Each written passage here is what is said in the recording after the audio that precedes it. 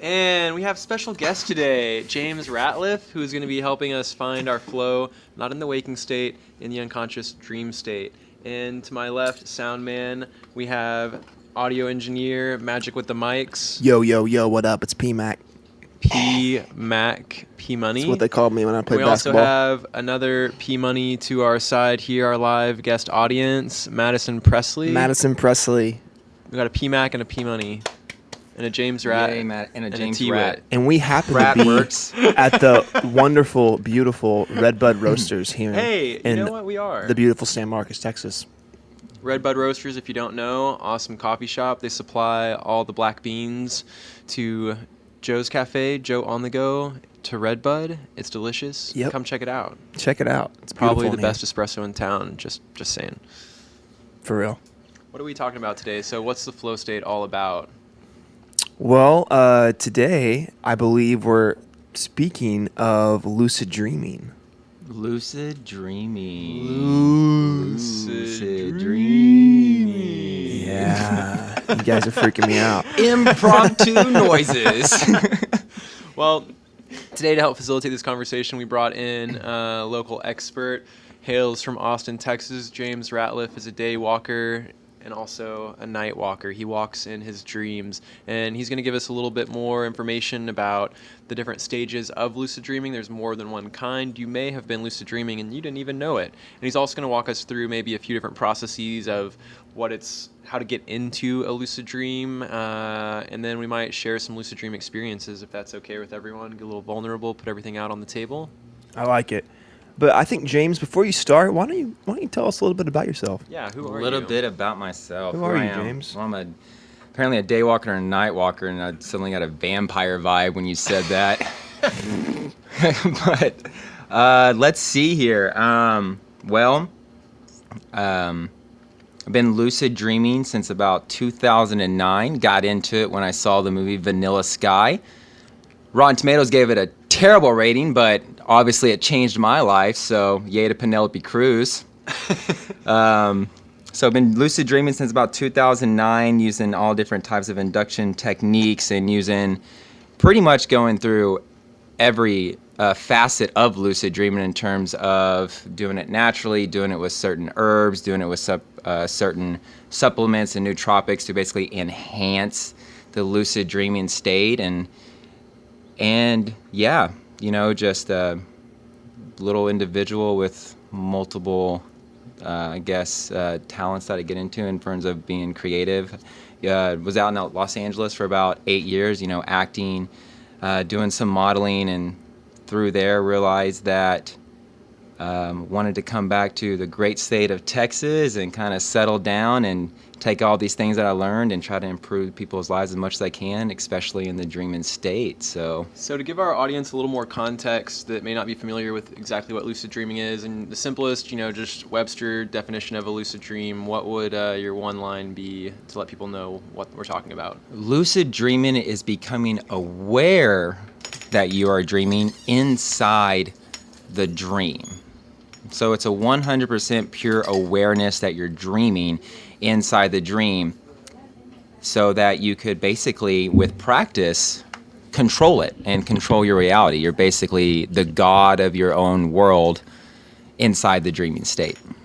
Nice. Okay, cool. Is this something, guest audience, P-Money, do you know about the lucid dream state? Well, just a little bit, waking up in the dream and then waking up in real life. I haven't gotten to the lucid dreaming yet. Quite. Okay. But cool.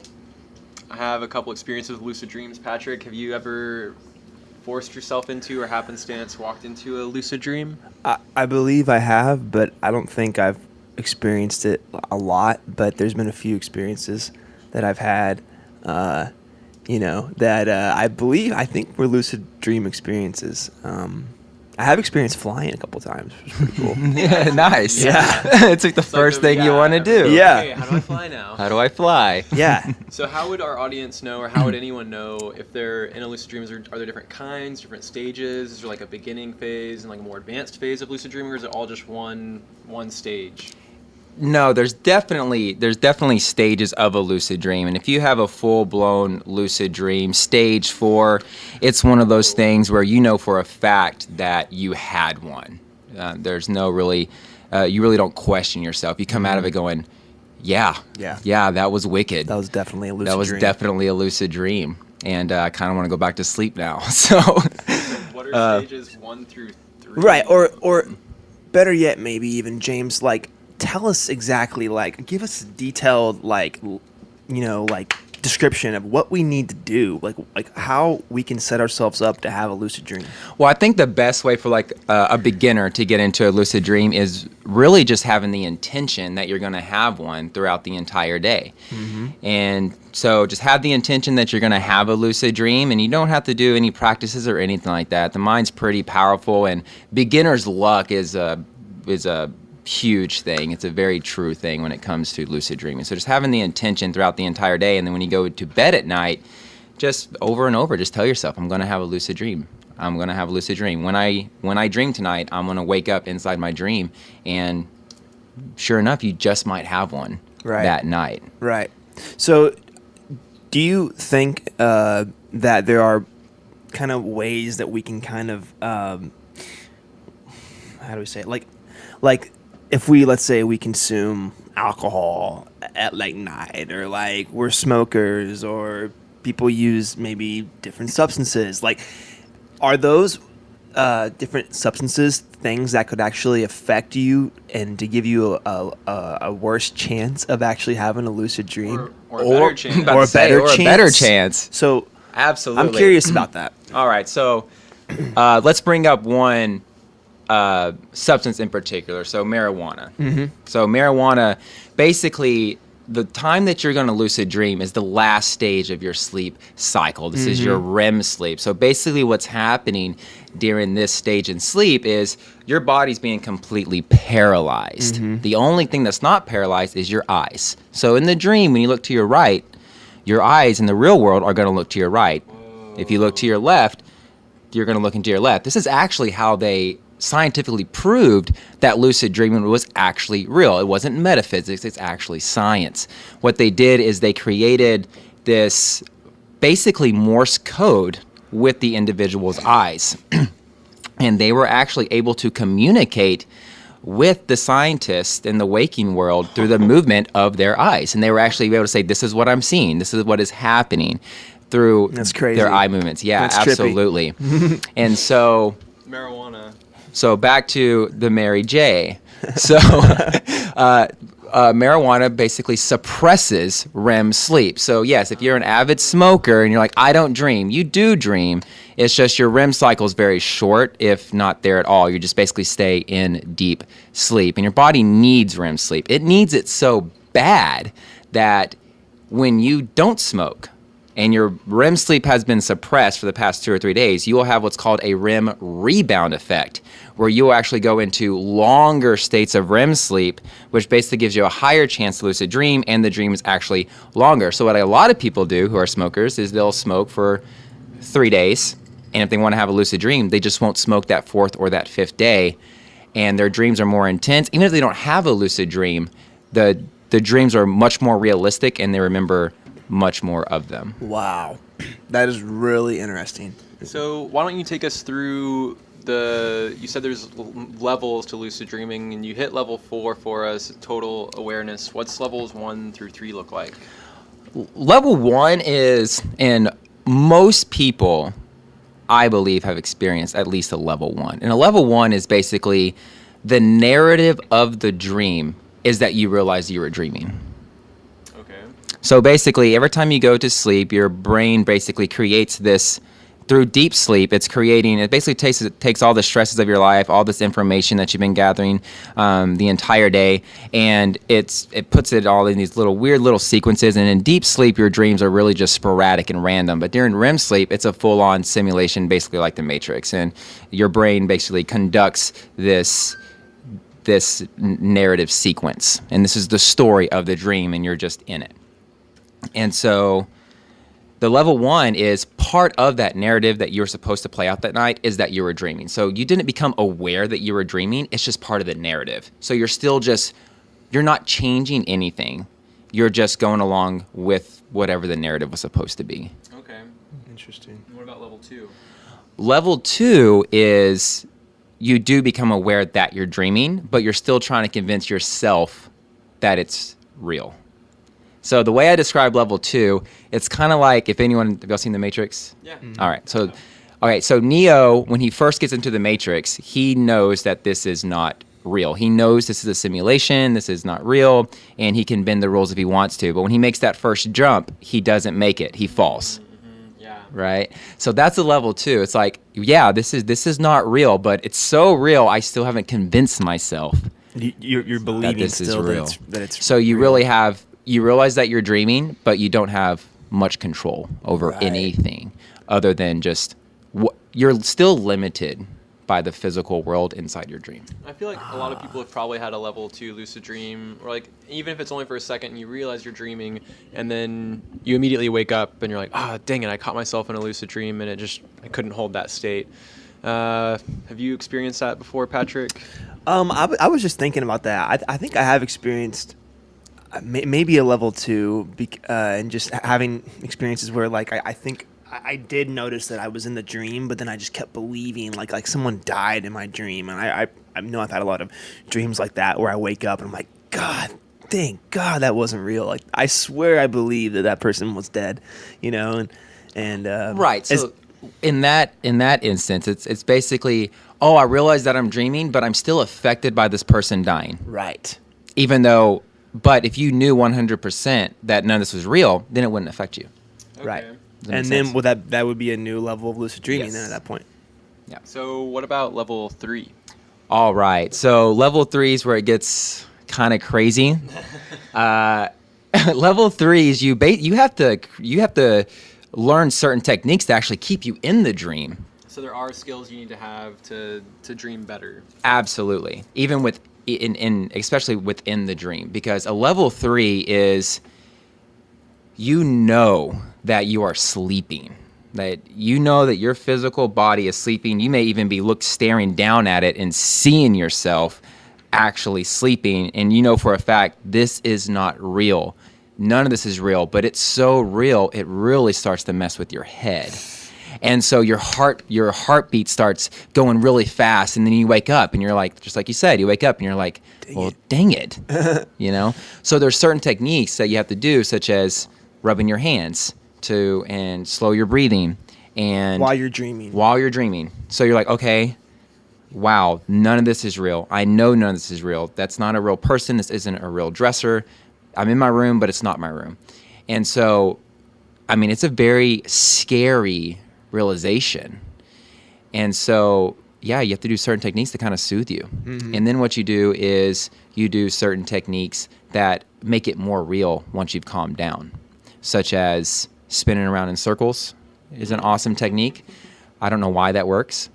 And touching physical objects to make them more real. So you touch them and you squeeze them. You're like, yeah, that's hard. That's real, but it's not.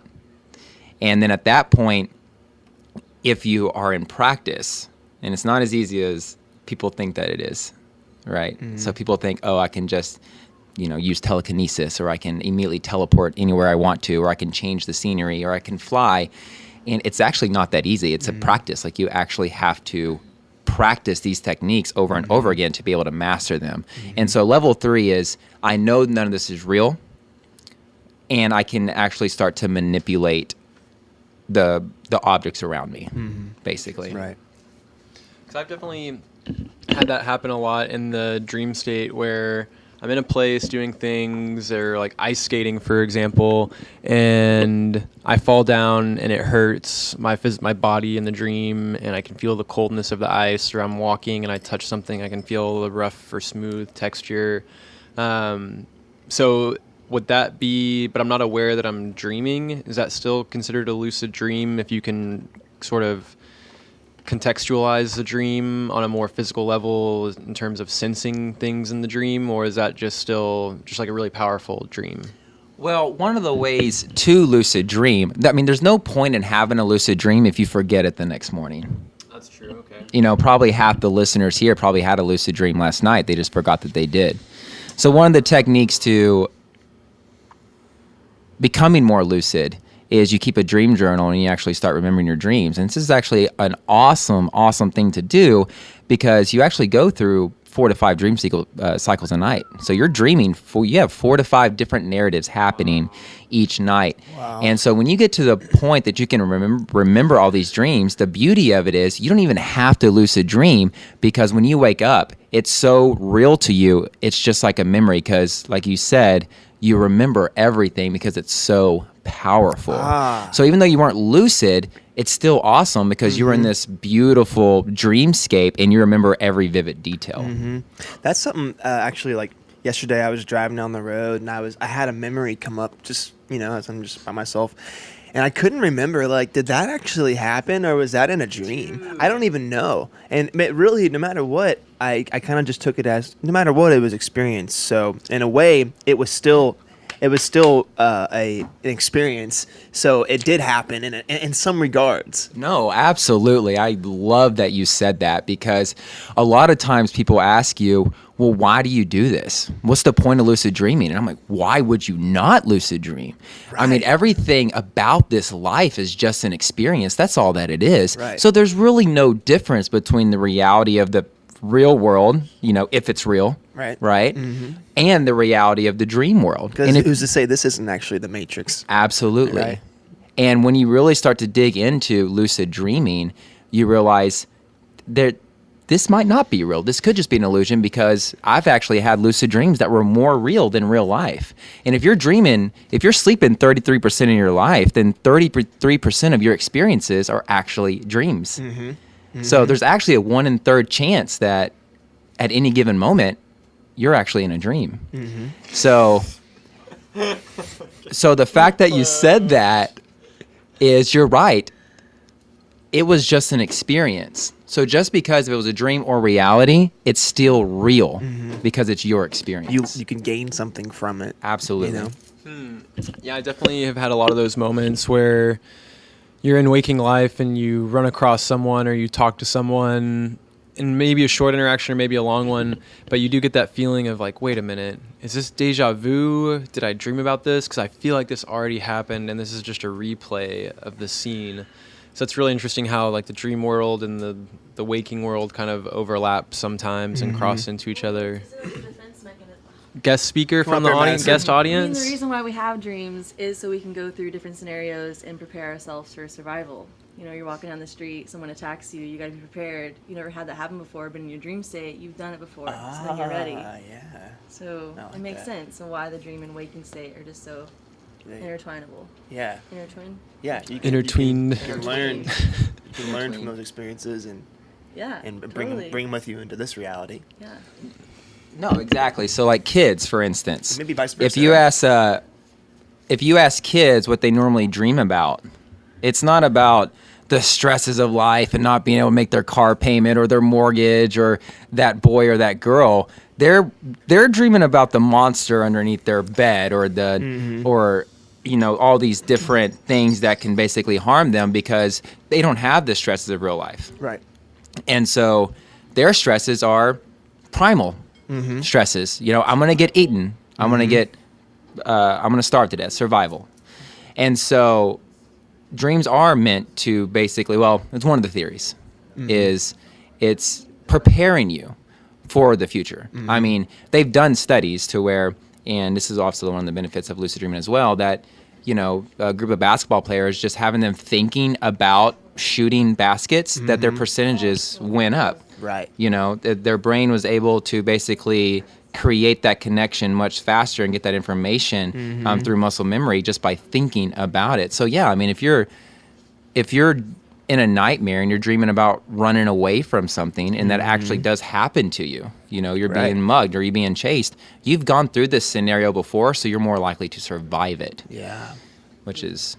So on that note of using dreams to cultivate real world experience or skills, I do know some people use lucid dreaming as medicine. And my friend Monica Woman, hey Monica, if you're listening, she's down in Nicaragua. she'll go into dreams and practice techniques taught to her by other people in the lucid dream to do distance healing on people through their dreams. And another woman who teaches dream workshops would actually have people use their dreams to look into their past, sometimes use their dreams to see potential futures, and work in the space in between to have real world physiological effects on the body by doing these medicine dreams, she would call it, and working on aspects of yourself or your psyche or your subconscious mind that you can't necessarily touch with pharmaceuticals or with meditation or with a physical yoga practice or with any of these other healing modalities, something you really have to dive into the part of yourself that only you have access to be able to interact with.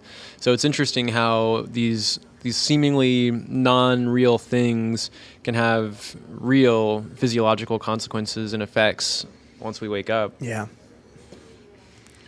The power of the mind. No, absolutely.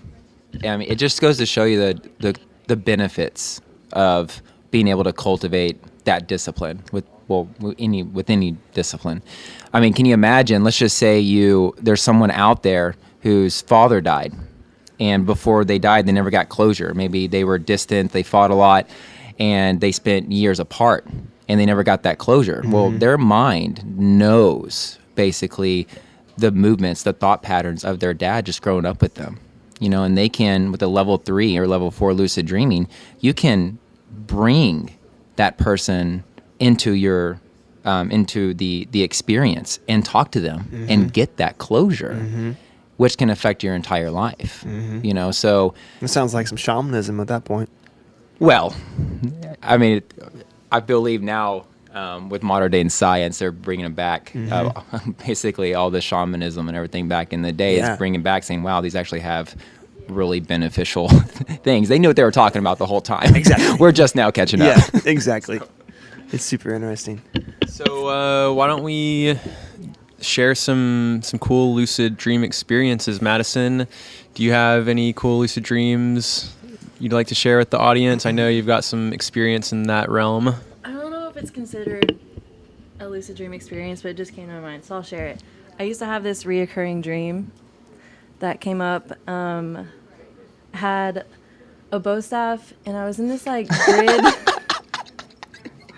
I had this grid environment where it was grass and moss and little squares of water and ponds everywhere, and everything was purple and green, and I was hunting these giant frogs. And I've had this dream multiple times. With your bow staff. With my bow staff. And I'd run around. It was awesome. I was a warrior, and I would just run around and fight things, and it was a jungle environment. And it happened so much that I would get into the dream and then automatically kind of control where it was going. I knew the environment well enough. I knew where I was going, and I knew how to fight the frogs at this point. It was really cool. So it was kind of a lucid dream in the sense where it became so familiar where I could kind of control it. It felt like a waking state. But there were a few times where the realization of the controlling the reality came up, and I just woke up. And that's all of my experience, I think, is understanding that I'm awake, but then snapping out of it because I get excited or just oh, what's happening? And then everything dissipates. And Ninja battling frogs to make sure they're not taking over the world. Dream. We can talk about it later, but it's complete opposite, dystopian. Everything's silver and ice skating, and it's really cool. Not ice skating, but metal skating.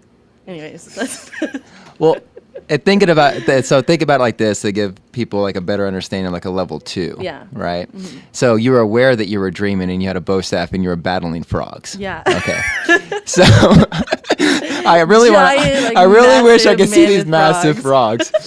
I see them as being purple for some reason. Right. No, they totally were. Yeah, they were. With biceps for some reason. I think if I just yeah. Yes. No, they're chunky.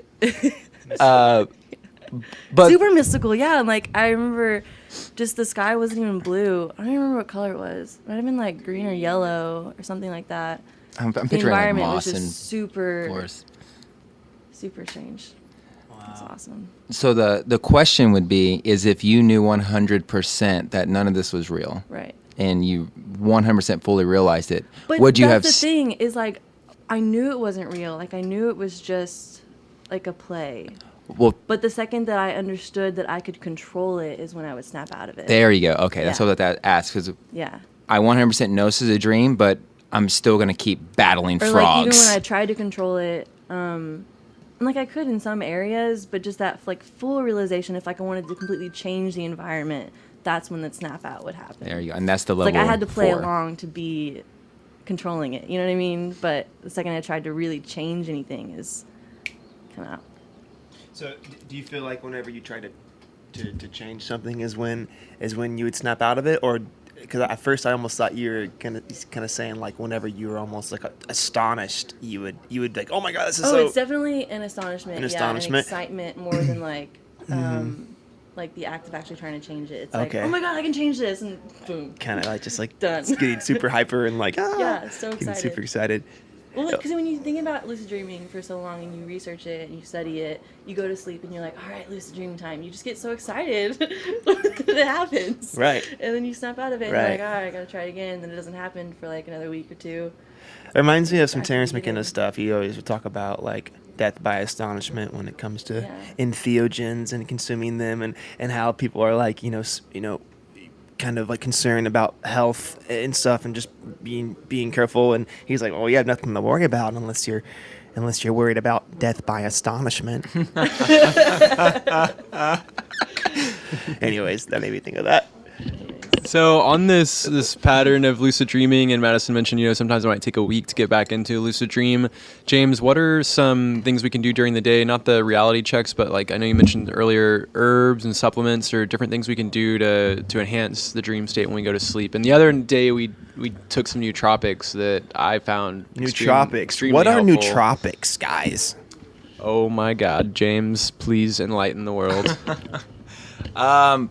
Nootropics are, in a nutshell, basically just brain boosting drugs. It's basically what they are. But the idea behind them is they don't cause a cognitive decline. They actually, over the course of you taking them, they're actually supposed to actually make you smarter. Okay. Be able to learn more, memorize better, remember more.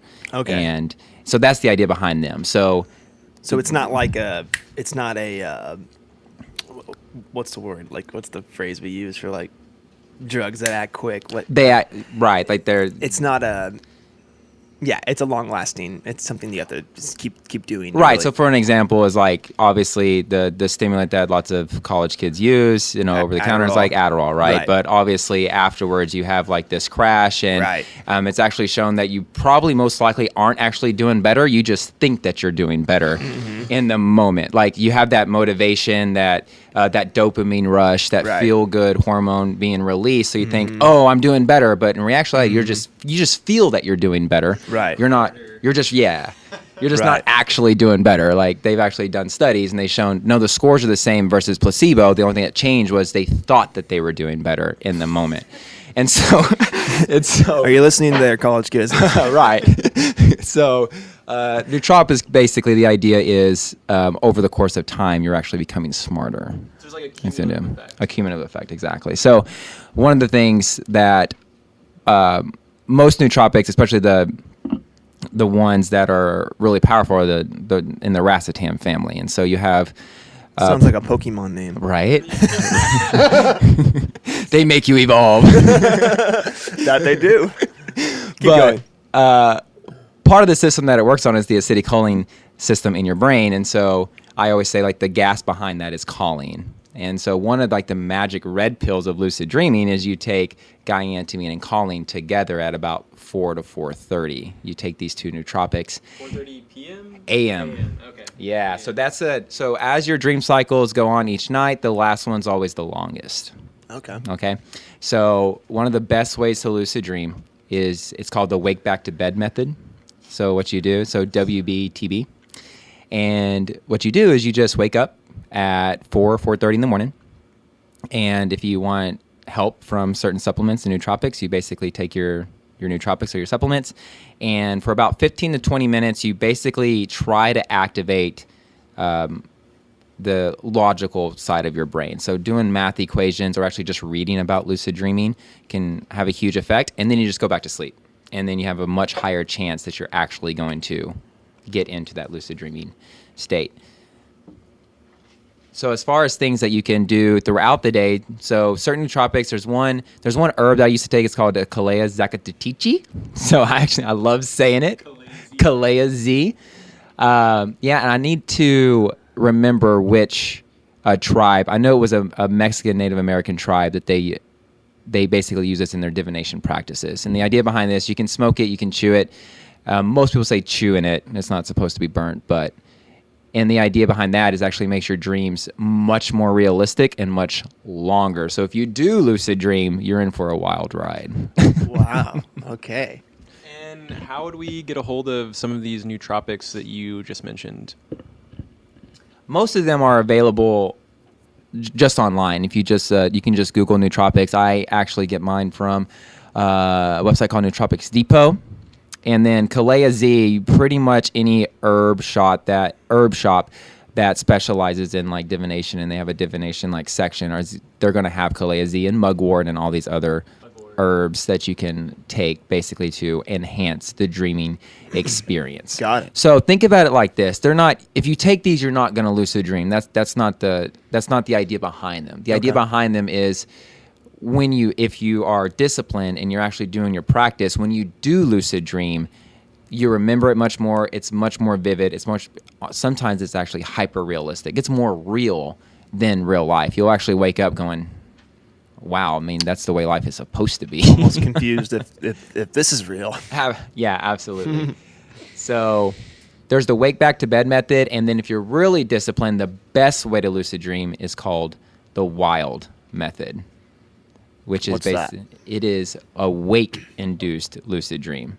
So most lucid dreams is, if you ever seen Inception, basically you do reality checks throughout the entire day, where basically you're checking your reality. Because here's the cool thing about the dream world.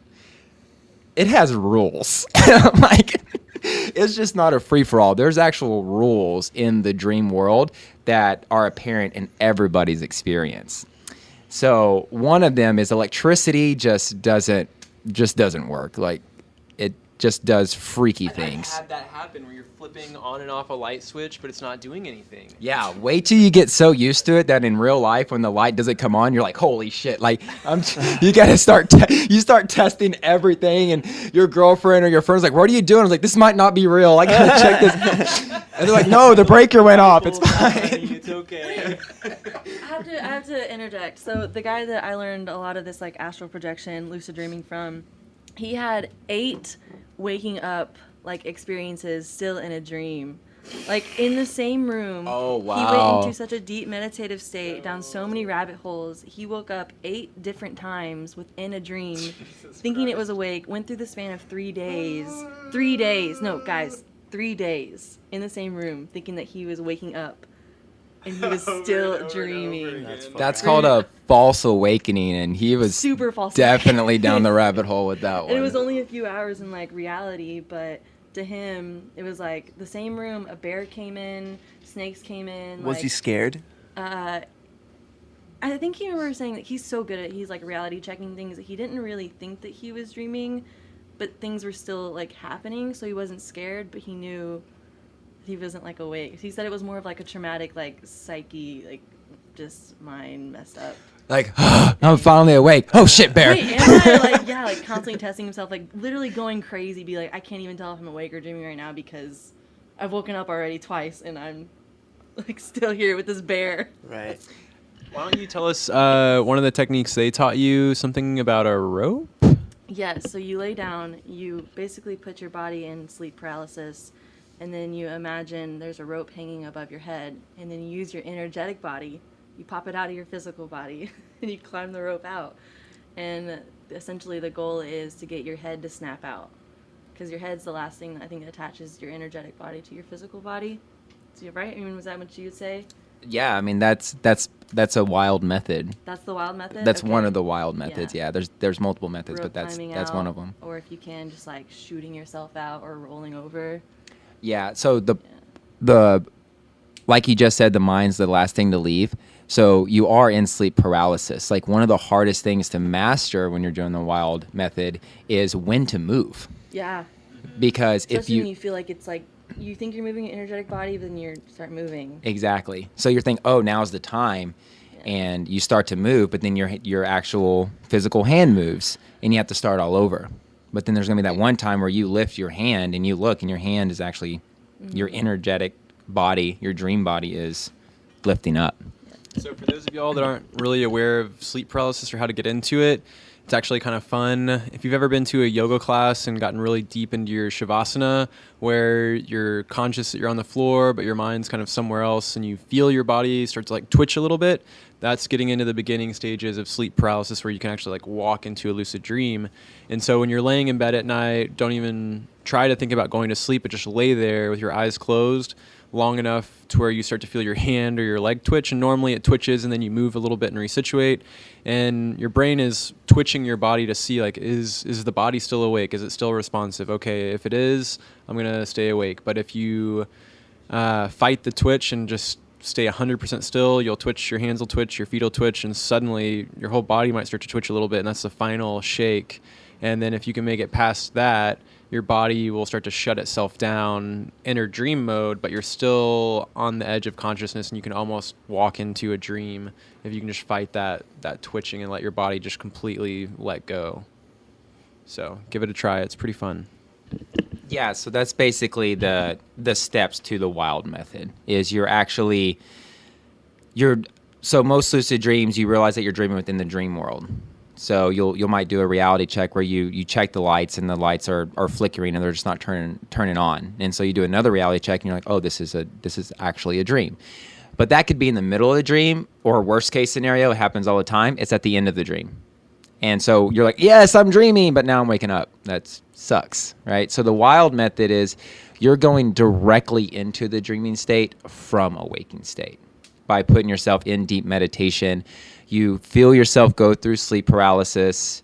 You start to get hypnogenic imagery in behind your eyelids, and eventually those turn into, at first they're 2D, then they get into 3D, and then if you have the imagination, you'll actually start to visualize the dreamscape that you want in front of you, and then it's just knowing the proper timing of being able to walk out of it. Now, apparently my imagination isn't that great, because every time I do a wild, I just wake up in my room. So what's your difference between astral projection and lucid dreaming? Because that is definitely a topic for discussion. yeah. So honestly, when I first started getting into lucid dreaming, I wasn't on a real spiritual path. Okay. And so I didn't believe much in the astral plane or anything like that. So but now that I'm on a little bit more of a spiritual journey, I believe that my first wild was astral projection. I was going to say, because the wild approach is more of an astral projection than lucid dreaming, in my experience. Well, and that's why I say, because like me, I walked, when I woke up, I was in, or when I stepped out of my body was there. So astral projection, right? But there's ways to wild where you actually just go into a dreamscape. Right. So you don't see your body or anything like that. So with that being said, I think it just mattered that that's a belief system in terms of what the individual, I mean, you're right, believes. because waking up in your room, seeing your body could just be a version of lucid dreaming. Like, you're just dreaming that environment. You're just dreaming that environment, right? But now that I think about it, because back then I actually had discussions with people who astral projected, and I'm like, no, it's just a lucid dream. That's all that it is.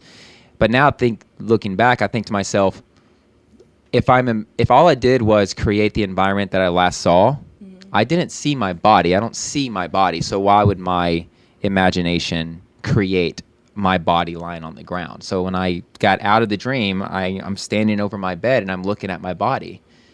And so now looking back, I'm like, that definitely could have been, a form of astral projection. Mm-hmm. So getting into astral projection and entering into my dream, and I've had shared dreams with people where you're sleeping next to someone or in different rooms, and you both wake up at the same time and rush to each other and say, hey, I just had this crazy dream, you were in it. They're like, I had this crazy dream, you were in it. And it's the same exact dream. So what are y'all's thoughts on people's abilities to jump into other people's dreams or share a dream? Or is this just two people having a 1 in a million chance of sharing the exact same dream reality? Or is it an actual real-time physically shared experience of meeting up in a subconscious place that exists outside of space and time? I vote real. Yeah, I second that. Yeah. Because one of the things that it's just really hard to deny experiences. And it's really like the way I describe it to people who haven't had these type of experiences, whether waking or through plant medicine, is it's the explanatory gap. It really is like trying to explain the color red to a blind person. So one of the things about the wild is you feel the vibrations, and that's when you know that you're about to step into it. Is they're loud and they're there, and you are vibrating at a much higher frequency. And so with that being said, I 100% believe that it is real, and y'all actually just met each other's frequencies and did meet in a place outside of space and time. Yeah. And again, it kind of reminds me of what we were talking about earlier. Don't lose train of thought, Patrick. With having an experience and saying, oh, well, that happened in a dream. Well, like even if you don't believe that we actually met up for real, I still experienced that. So in a way, that was still my truth, and that was like still my in the dream, experience. like you were So saying. in that regard, it did happen. Well, whether I hope you that believe it or dream not. you had last night doesn't make you think any differently of me, Patrick. I expressed to Teo one of my dreams I had with him last night, and we were sort of in a polygamous type of a experience. It was very interesting, and I had some jealousy towards Teo, and I woke up and I realized it was just a dream. That's why you whispered that dream in the corner. That's right. Not for the public. So, guys, we're going at about 45 minutes here on this podcast. Do we have a couple more things you want to talk about? I think it's about time for our mindfulness tip of the day.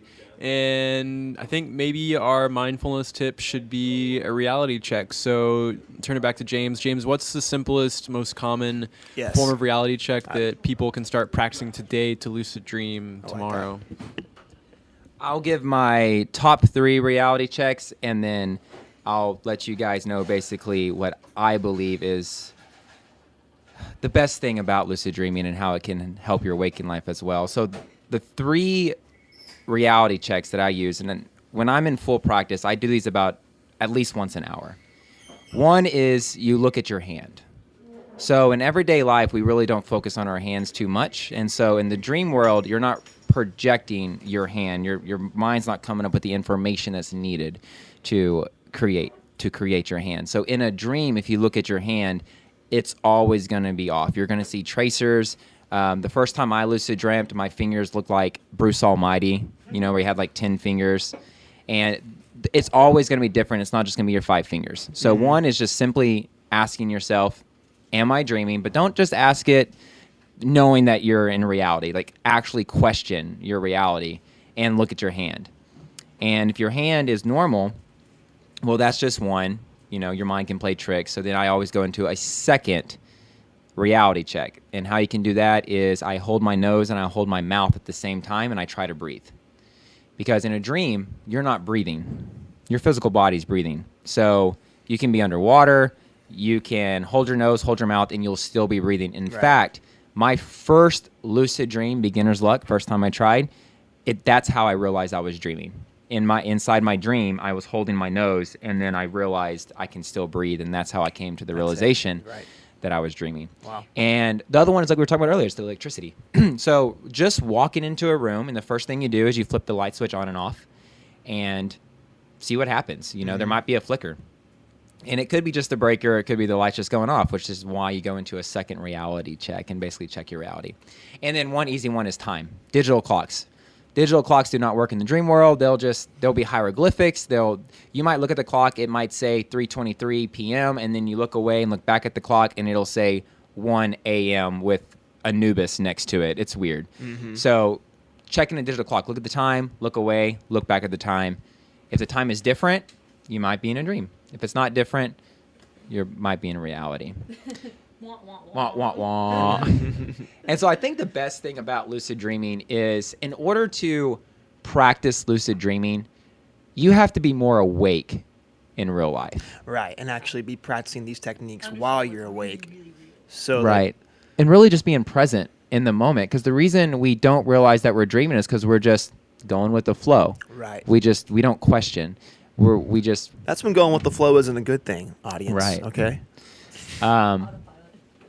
or there you go, or autopilot. That's Yeah. subjective. And so the more awake and aware you become in the real world, you're going to experience the real world in a more beautiful light. You know, you're going to stop and smell the roses. You're going to be more present and not thinking about the anxieties of your life and the past and the future and all these things. You're going to be 100% in the moment. And that's all a lucid dream is. You're just 100% in the moment, but in your dream. Love it. Love it, man. Well, thank you so much for being a part of this with us today. It's been an awesome, Thank you for awesome having day. me. Yeah. Teo, you want to say any last words before we end this here? Thanks for tuning in to the State of Flow. For those of you joining us on Facebook Live, you'll have to excuse the camera audio. We're going to work on upgrading some equipment. Yes. But it's due to listeners like you that we do this. We love what we do. We want to share the good vibrations, get everyone up on a higher frequency so we can all just enjoy the space a lot more together, and with that, flow better. And honestly, if you're in the flow, the people around you coming into contact with your energy, they're going to fall into your flow. They're going to flow better. And if we're all flowing, it's all 72 degrees. Everything's chilly willy like the San Marcos River. We can all be wild rice together and just generally have a good time. We want y'all to flow more. So keep tuning in for more flow tips. We have some more special guests lined up. We might get to hear about oracle readings next week from Elise Nicole. Cool. Calling you out. Come visit us down in San Marcos. We'd love to have you as a guest. And if you'd like to be a guest on our show, comment, send us a message. If you have some cool stuff you want to talk to people about, share your special skills and talents with the world. We're always open to new ideas. Anything you think that's related to being in the flow, we'd love to share your flow. And if you want to listen to these audios again, we're going to be uploading them as videos onto YouTube. Last week's episode, along with this one, there's not going to be video to it, just going to be a photo. But please share with your friends. And Teo, I think that this is a good time. We probably make a Facebook page. So if people have questions, you'll be able to go there, and or any concerns or any thing you want to add, or like, for instance, maybe if we had a page like that, you could go and put a list of the nootropics on there. Definitely. And we could be, connecting through that. This is the State of State of We had a harmony there for a second. Yeah. Nice job, Teo. Yeah, harmonics. All right, guys. Much love to you, San Marcos. Thank you, Red Bud Roasters, Joe's Coffee, and San Marcos. We love you. Stay flowy.